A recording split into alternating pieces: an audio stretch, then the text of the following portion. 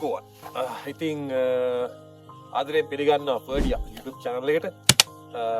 හාහාපුරා කියලා දාන පළවෙනි වීඩියෝ එක. ඔක්කොටම කලින් කියන්න ඕනේ මේ වෙලාවේ ලංකාව මුහුණ දිලා තින්න තත්ත්වය ඉතින් හරිම කනගාටුයි. අපි හැමෝම ඉතින් මෙහි කට රැකියාවට ඇවිල්ලා ඉන්න මිනිස්සු මේ වෙලාවේ ලංකාවේ නැති එක ගැන ගොඩාක් දුක් වෙනවා. ඉතින් එකට නැගිටින්න අපි හැමෝටම පුළුවන් වෙන්නේ කියලා ඉස්සෙල්ලාම ප්‍රාර්ථනා කරනවා. ඉතින් වීඩියෝ එකේ තම්ලයින් එකේ දකින්න ඇති අපි දැන් ඉන්නේ ලස්සන රුමේනියාවේ.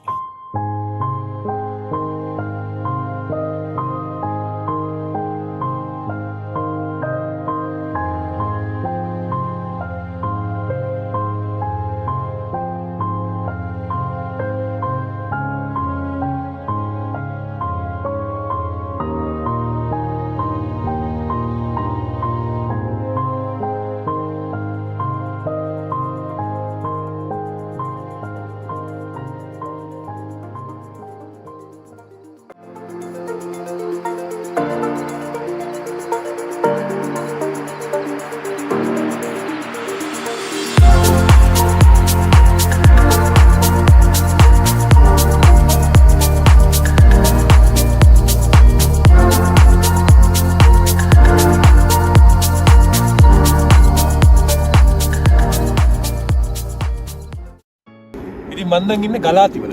ගලාති කියන්නේ රුමේනියාවේ ඉඳලා රුමේනියා කියන්නේ බුකරෙස්ට් වල ඉඳලා කිලෝමීටර් 245ක් 250ක් විතර වගේ මොල්ඩෝවා යුක්‍රේන් බෝඩරේ තියෙන ලස්සන සිටි එකක්. දැන් නම් ඉතින් ඕටම් එකේ හින්න ගස් කොළන් වල කොළ ඇරිලා සීත කාලේ ක්ලාස් තියෙනවා. අපි හරියම සීතලෙන් තමයි ඉන්නේ මේ දවස්වල. ඉතින් මේ වීඩියෝ එක මම ගේන්න හිතුවේ. එකටම ඇත්තටම මගේ අත්දැකීම් මම කිලෝමීටර් ගානක් ඉඳලා ලංකාව කියන පුංචි අයිලන්ඩ් එකෙන් කිලෝමීටර් 5000කට වඩා ට්‍රැවල් කරලා එතකොට පවුලේ කට්ටිය අපි පිට හුරු පුරුදු පරිසරයෙන් ඈත් වෙලා සම්පූර්ණව වෙනස් පරිසරයකට ඇවිල්ලා මාස දෙකමාරක් තුල මම මේ ජීවිතේට හැඩගැහෙන්න කරපු උත්සාහය එතකොට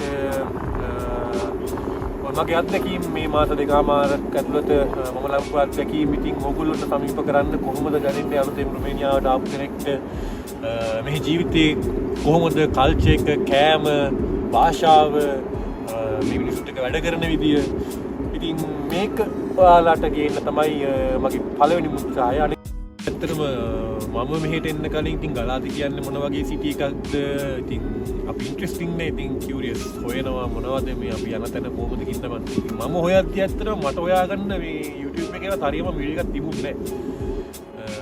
ඉතින් මේක ඇත්තටම මම බලාපොරොත්තු වෙනවා ගලාති වලට එන්න ඉන්න කට්ටියට ලංකාවේ මේ සිටි එකේ වයිබ්‍රන්ස් එක කොහොමද මේ මොනවද තියෙන දේවල් කොමාකට අපි උත්තරම යන තැන් ඉතින් ඒ වගේ පොඩි අප්ඩේට් එකක් මේ වීඩියෝ සීරීස් එක හරහා ඉතින් ඔයගොල්ලන්ට දෙන්න තමයි මගේ ඊළඟ බලාපොරොත්තු. අපි බලමු.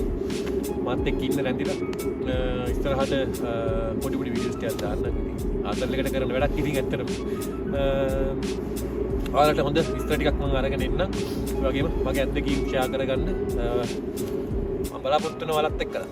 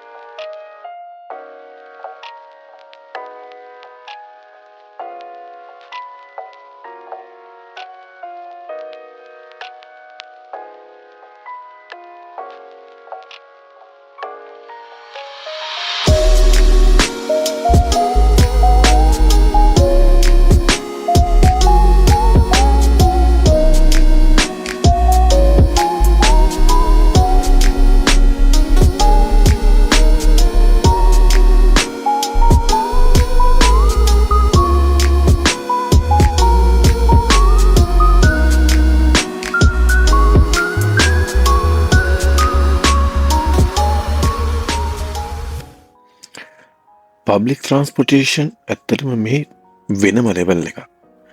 හැමදේම තියෙන මිනිස්සුන්ට පහසු ලේසි විදියට ඕනම පොඩි දරුවෙක්ට තේරුම් ගන්න ඉතාම පහසු විදියට තමයි හැමදේම තියෙන්නේ. නමුත් ඉතින් හාහාපුරා කියලා රටකට ආපු කෙනෙක්ට ඒක වෙනම ලෝකයක්. තේරුම් ගන්න හරිම අමාරුයි. හැබැයි බය වෙන්න දෙයක් නැහැ. සතියෙන් දෙකකින් මේ හැමදේම තමන්ගේ අතට හුරු වෙනවා.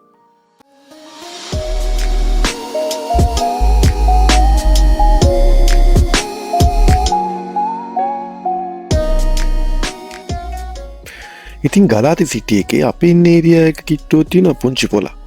අපිට එදිනදා ඕන කරන එළවලු පළතුරු ගන්න අපි යන්නේ මෙතෙන්ට.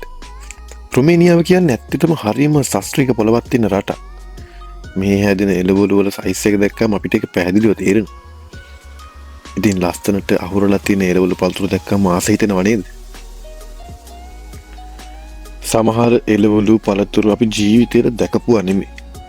ලංකාවේදී අපි කාපු කෑම බීම රටාව මෙහි ආපුවම සම්පූර්ණයෙන්ම වෙනස් වෙනවා. නමුත් ඒක තමයි මේ ජීවිතේ. අපි ඒකට හැඩගැහෙන්න ඕන.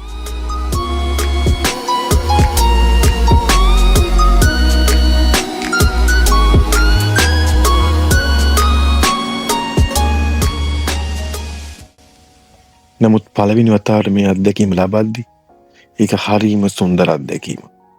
මේ වීදිවල ඇවිදිද්දී මේ මිනිස්සුත් එක්ක කතා කරන්න try කරද්දී ඒක ඇත්තටම හරිම ලස්සන සොඳුරු අත්දැකීමක්.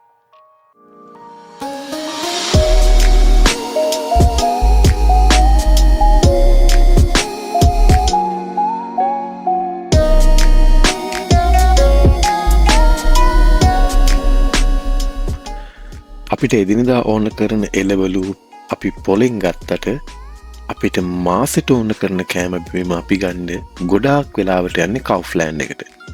ඉතින් අද මම මේ ඔයාලා එක්කන් යන්නේ ගලාති සිටි එකේ තියෙන ලොකුම කවුෆ්ලෑන්ඩ් එකට.